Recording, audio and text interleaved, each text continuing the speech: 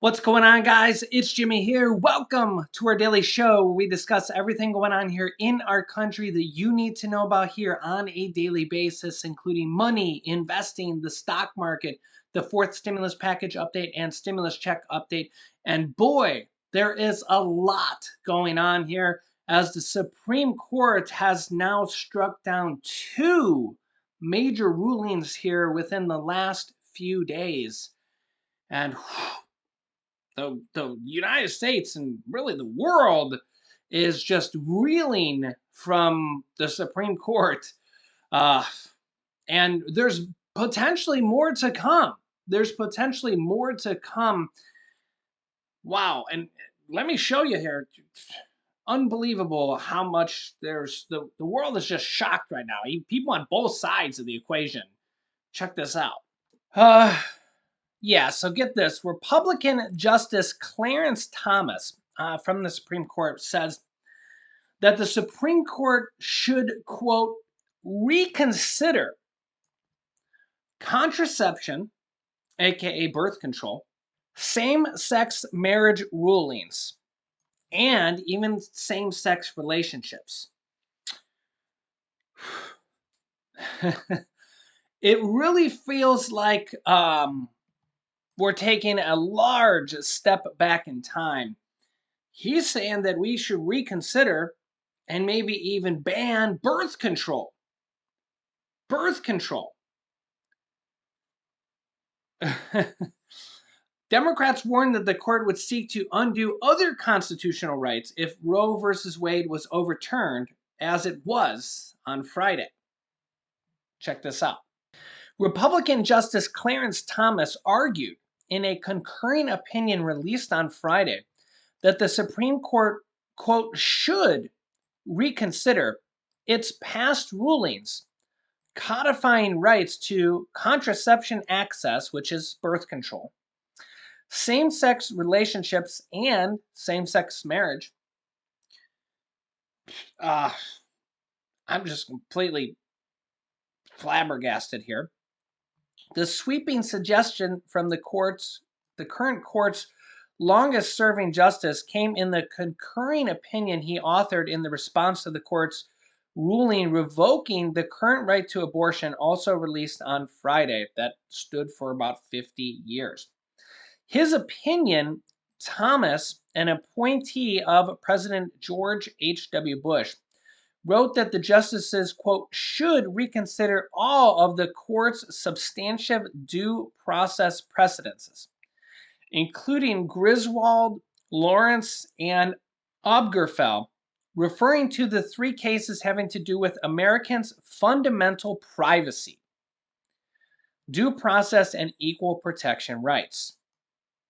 Basically saying that Americans shouldn't have this privacy, that it should be taken away. Just like he just ruled, and the Republican justices just ruled, that women should not have the choice, that government should have the choice.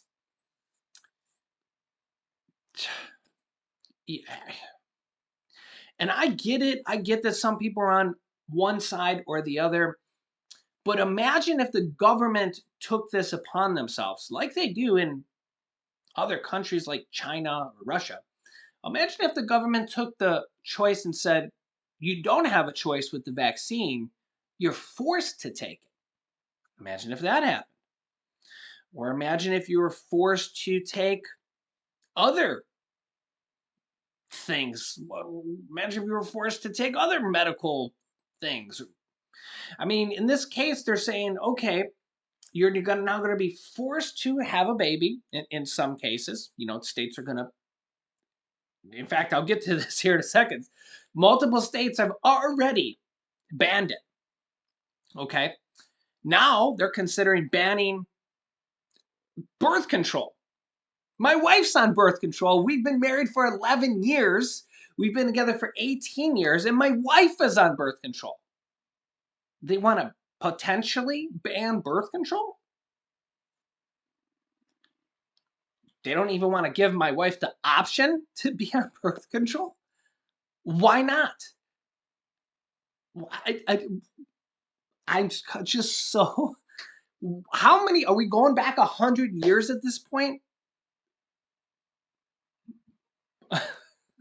But I don't even know what to say at this point. I think they're just trying to take away all women's rights, all of their rights. They'll have no choice in any matter but to not have sex at all, even if they're married, because they'll not have access to birth control potentially in the future. It's literally what this Supreme Court justice just said, that they should reconsider birth control. Well, birth control is legal now, so if you reconsider it, the only other option to reconsider would be making it not legal. So they want to ban birth control or make it not legal. And then if you get pregnant, you would have no choice but to have the baby. And then if you have the baby, you're going to have thousands of dollars in medical bills to just give birth. I mean, you know how much money it costs to have a baby in a hospital? Thousands of dollars. And then if you have a baby, the child tax credits aren't passed. So there's going to be no support. There's no support. There's no support from the government. So you let me know your thoughts here in the comments, but they're basically just trying to take women's choice away, and then the government's going to decide for you. Imagine if the government decided for you with other walks of life. I mean, it really just sounds like China. It just sounds like other things. I mean, imagine if the government decided that you couldn't own any guns anymore. And I mean, trust me, that's not even close remotely at all to the gun safety bill they passed. It's not even close at all. Like they're gonna, taking away everybody's guns. It's not even anywhere close to that at all. We're talking about, enhanced background checks for, kids or teenagers, from 18 to 21, that type of stuff. There's no assault rifle bans. There's no bans on extended magazines. I mean, it's really it's a baby step going forward, and there is potentially red flag laws that states could set up, but it would have to be court appointed, where a court would have to rule, and a judge would have to rule that the person is a danger to themselves or society. Which, if you really kind of think about it, that's the only way to stop somebody from shooting somebody ahead of time. Because if you think that if you can't have a judge go and say, okay, this person's a danger to society, they could literally go out and shoot somebody, kill somebody. If you don't have that option, what's the other option? Wait for them to go and shoot somebody? I mean, just think about it rationally. If there's not that option to have a court literally rule, then what's the other option? Just I mean, and remember that this is going to be left up to the states, these red flag laws. So there's going to be a lot of Republican states that don't even set that up. I mean, let's be realistic. There's going to be a lot of states like Florida and Texas that literally just they're not even going to probably pass them at all. So there's still going to be literally tens of millions of people that don't even have a red flag at all. So even if somebody's like seriously dangerous, they're still not going to get their guns taken away until they're an active shooter and the police have to be there, and it is what it is. But check this out. Yep. So the next big fight looms over both abortion pills, Plan B pills, and birth control pills. Both of those, all this stuff could be next. All this stuff literally could be overturned by the Supreme Court. Who knows? As early as who knows? You can see here, abortion will soon be banned in 13 states. It actually kind of is banned and some states are ready, which I will show you here right now. And multiple states could be next. Okay. As you can see here on these states here, the ones that are in dark red are basically already banned. These dark red states here, I'll take myself out of the, I don't think I need to take myself out of the corner. I can't actually see myself, but I have a general idea here. These dark red states are, this post says they're banned, but I'll read it here. They have trigger bans that will take effect immediately. So South Dakota says, has a trigger ban that will take effect immediately as soon as Roe versus Wade was struck down. So they basically passed something, a law ahead of time that said that as soon as Roe versus Wade is struck down, if it's struck down ahead of time, that they will ban it. So they had a law ahead of time that said it's going to be struck down. So that is for South Dakota. That is for Missouri, which Missouri already passed a law because I read it to you guys yesterday. Oklahoma has a full ban already in effect. The state also has a trigger ban, it says. Arkansas has a trigger ban that took effect on June 24th when the state's attorney general certified the Supreme Court's decision. So there you go. Louisiana has a trigger ban that takes effect immediately. No waiting period or certification is required. Alabama has a full abortion ban from 2019 that went into effect when a federal judge lifted an injunction on June 24th. So there you go. That's now it's in a ban. Kentucky has a trigger ban that takes effect immediately as well. No waiting period or certification required.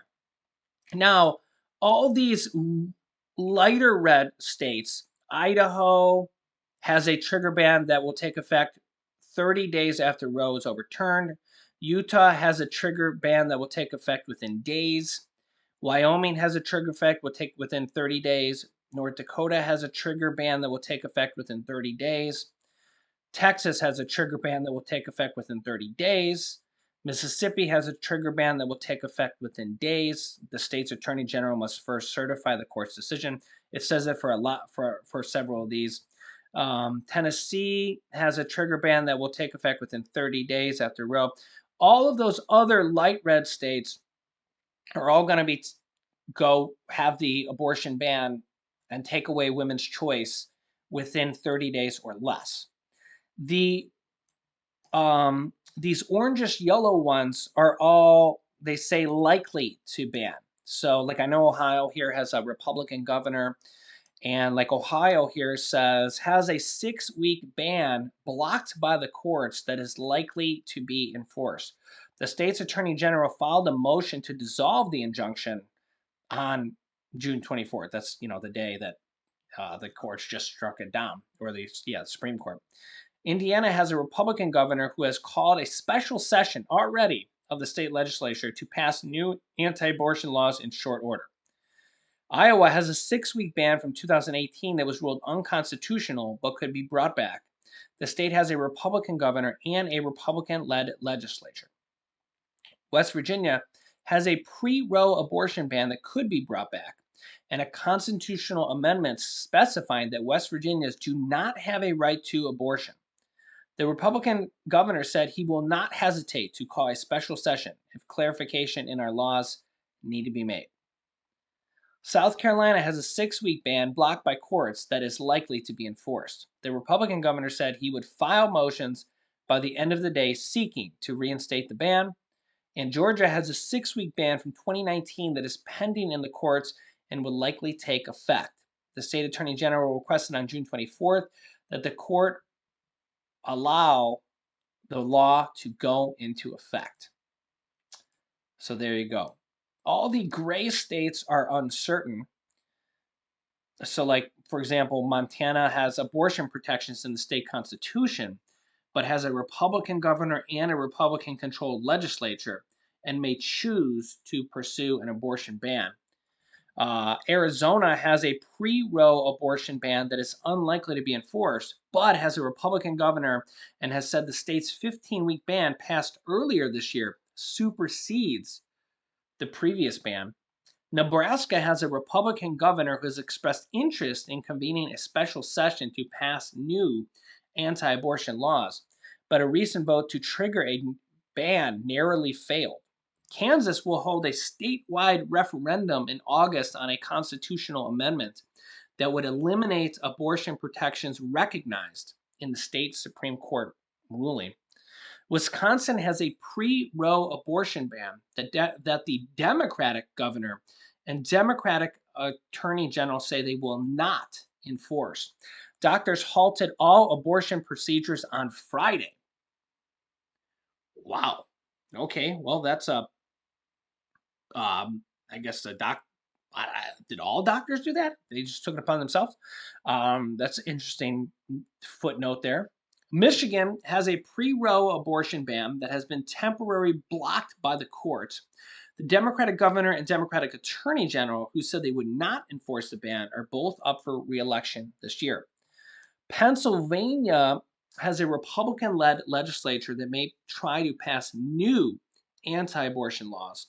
The Democratic governor, who has vetoed past anti abortion legislation, is term limited, which means there's going to have to be a new governor, I believe. Yeah, so I just looked that up here. The governor of Pennsylvania, Tom Wolf, is term limited and cannot seek re-election to a third consecutive term. He's the guy who is pushing for $2,000 stimulus checks here. You can see here right from his Pennsylvania governor page. And he's not even up for re-election, guys. He's not even up for re-election. He's term limited. Can't even be re-elected again. How amazing is that? That is a true person of the people. I don't care if he's Democrat or Republican. He can't even be reelected, guys. He can't even be reelected. Wants to give out $2,000 direct payments to his people and use the stimulus money that his state got. It's only $500 million, by the way, and Pennsylvania has over $2 billion from their stimulus money that the federal government gave them. If they don't use it by 2024, they have to give it back to the government.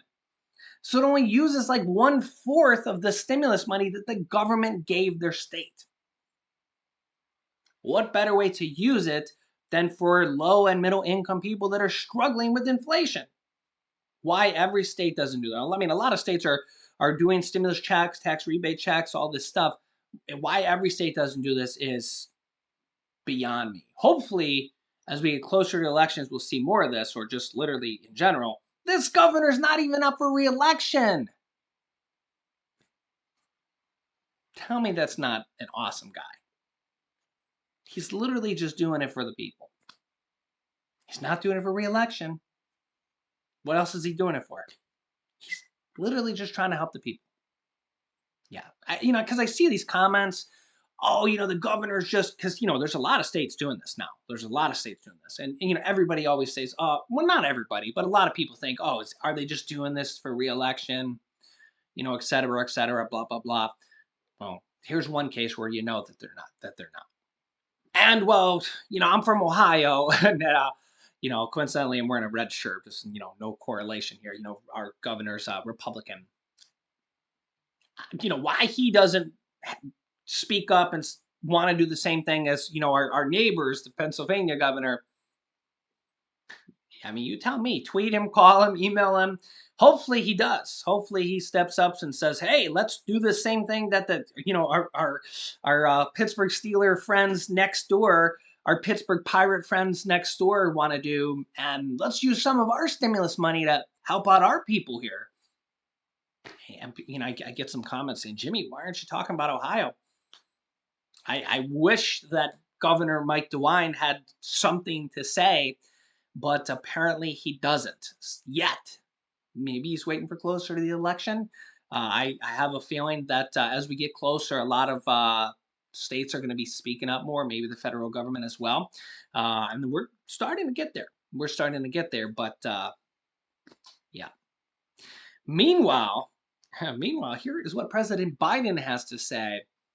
He actually might try to stop this Roe v. Wade in whatever ways They can. Check this out. Oh, but briefly, let me come back here and say, just to finish these, Virginia has no explicit abortion protections. No, but abortion is legal and likely to be protected if Democrats hold the Senate in 2023. North Carolina, Republican-controlled legislature may try to pass new anti-abortion laws. The Democratic governor who has vetoed past anti-abortion legislation is term limited as well in North Carolina. And Florida, Governor Ron DeSantis, he's as Republican as they get, has a 15-week ban passed earlier this year.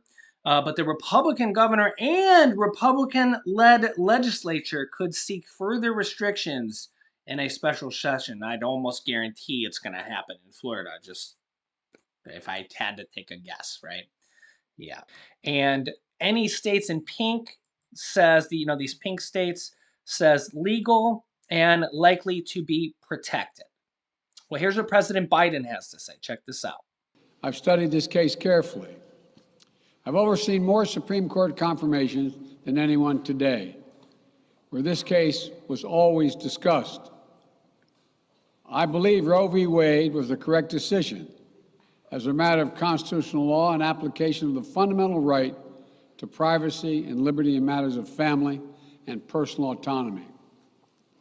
It was a decision on a complex matter that drew a careful balance between a woman's right to choose earlier in her pregnancy and the state's ability to regulate later in her pregnancy. A decision with broad national consensus that most Americans of faith and backgrounds found acceptable, that have been the law of the land for most of the lifetime of Americans today. And it was a constitutional principle upheld by justices appointed by Democrat and Republican presidents alike. Roe v. Wade was a 7-2 decision, written by a justice appointed by a Republican president, Richard Nixon. In the 5 decades that followed Roe v. Wade, justices appointed by Republican presidents from Eisenhower, Nixon, and Reagan, George W. Bush, were among the justices who voted to uphold the principles set forth in Roe v. Wade. It was 3 justices named by one president, Donald Trump, who were the core of today's decision to upend the scales of justice and eliminate a fundamental right for women in this country. Make no mistake, this decision is a culmination of a deliberate effort over decades to upset the balance of our law. It's a realization of an extreme ideology and a tragic error by the Supreme Court, in my view. The court has done what it has never done before, expressly take away a constitutional right that is so fundamental to so many Americans that had already been recognized. The court's decision to do so will have real and immediate consequences. State laws banning abortion are automatically taking effect today, jeopardizing the health of millions of women, some without exceptions. So extreme that women could be punished for protecting their health. So extreme that women and girls who are forced to bear their rapist's child, with the child a consequence. It just stuns me. So extreme that doctors will be criminalized for fulfilling their duty to care. Imagine having a young woman have to carry the child of incest as a consequence of incest. No option. Too often the case. The poor women are going to be hit the hardest. It's cruel. In fact, the court laid out state laws criminalizing abortion that go back to the 1800s as rationale. The court literally taking America back 150 years. This is a sad day for the country, in my view. But it doesn't mean the fight's over. Let me be very clear and unambiguous. The only way we can secure a woman's right to choose, the balance that existed, is for Congress to restore the protections of Roe v. Wade as federal law. No executive action from the president can do that. And if Congress, as it appears, lacks the votes to do that now, voters need to make their voices heard. This fall, we must elect more senators and representatives who will codify women's right to choose into federal law once again. Elect more state leaders to protect this right at the local level. We need to restore the protections of Roe as law of the land. We need to elect officials who will do that. This fall, Roe is on the ballot. Personal freedoms are on the ballot. The right to privacy, liberty, equality, they're all on the ballot. Until then, I will do all in my power to protect a woman's right in states where they will face the consequences of today's decision. While the court's decision cast a dark shadow over a large swath of the land, many states in this country still recognize a woman's right to choose.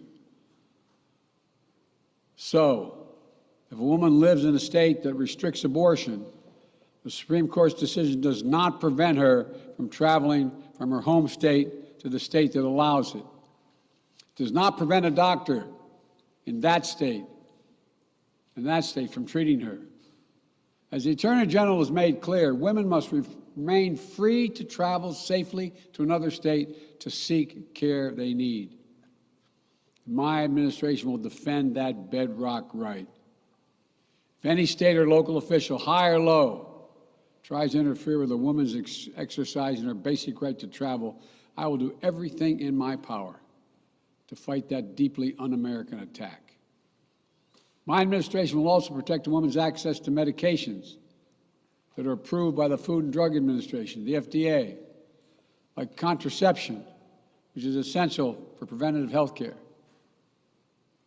mifepristone, which the FDA approved 20 years ago to safely end early pregnancies and is commonly used to treat miscarriages. Some states are saying that they'll try to ban or severely restrict access to these medications. But extremist governors and state legislators are looking to block the mail or search a person's medicine cabinet or control a woman's actions by tracking data on her apps she uses are wrong and extreme and out of touch with the majority of Americans. The American Medical Association, the American College of Obstetricians and Gynecologists, wrote to me and Vice President Harris stressing that these laws are not based on evidence and asking us to act to protect access to care. They say by limiting access to these medicines, maternal mortality will climb in America. That's what they say. Today, I'm directing the Department of Health and Human Services to take steps to ensure these critical medications are available to the fullest extent possible. And the politicians cannot interfere in the decisions that should be made between a woman and her doctor. And my administration will remain vigilant as the implications of this decision play out. I've warned about how this decision risks the broader right to privacy for everyone. That's because Roe recognized the fundamental right to privacy that has served as a basis for so many more rights that we've come to take for granted, that are ingrained in the fabric of this country. The right to make the best decisions for your health. The right to use birth control, a married couple in the privacy of their bedroom, for God's sake. The right to marry the person you love. Justice Thomas said as much today. He explicitly called to reconsider the right of marriage equality, the right of couples to make their choices on contraception. This is extreme and dangerous path the court is now taking us on. Let me close with 2 points. First, I call on everyone, no matter how deeply they care about this decision, to keep all protests peaceful. Peaceful, peaceful, peaceful. No intimidation. Violence is never acceptable. Threats and intimidation are not speech. We must stand against violence in any form, regardless of your rationale. Second, I know so many of us are frustrated and disillusioned that the court has taken something away that's so fundamental. I know so many women are now going to face incredibly difficult situations. I hear you. I support you.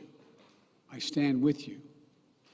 The consequences and the consensus of the American people, core principles of equality, liberty, dignity, and the stability of the rule of law demand that Roe should not have been overturned. With this decision, the conservative majority of the Supreme Court shows how extreme it is, how far removed they are from the majority of this country. They've made the United States an outlier among developed nations in the world. But this decision must not be the final word. My administration will use all of its appropriate lawful powers, but Congress must act.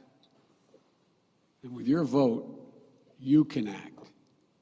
You can have the final word. This is not over. Wow. So let me know your thoughts here in the comments. This is literally going to affect tens of millions of people here in the United States. Let me know your thoughts here in the comments, and I will keep you up to date here. Make sure to subscribe down below to our YouTube channel, and I'll link you to the video here on the ruling of this with my wife in the video, and you can hear her thoughts here. So after you click the subscribe, if you haven't yet, it's completely free to do so. You can click here to see that video with her in the video. And then here is our most recent video on stimulus checks. So click on one of those videos next. Thanks for watching, guys, and I'll see you in the next video.